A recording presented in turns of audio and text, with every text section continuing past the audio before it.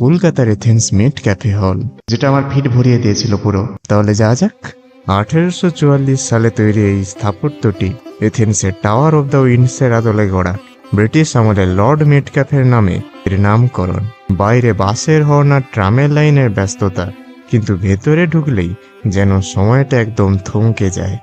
এক সময় এখানে ইম্পেরিয়াল লাইব্রেরি ছিল, যার আধুনিক সংস্করণ হলো আমাদের ন্যাশনাল লাইব্রেরি। এখানে ইতিহাস আর নস্টালজিয়া একে অপরের সাথে দিব্যি গল্প করছে। বর্তমানে এটি একটি মিউজিয়াম। কলকাতার বিজ্ঞাপন থেকে শুরু করে দুষ্প্রাপ্য ছবি সব পাবেন এখানে। সিঁড়ি দিয়ে যখন উঠবেন তখন বুঝবেন এখানে প্রতিটি ধাপের সাথে জড়িয়ে আছে ইতিহাস।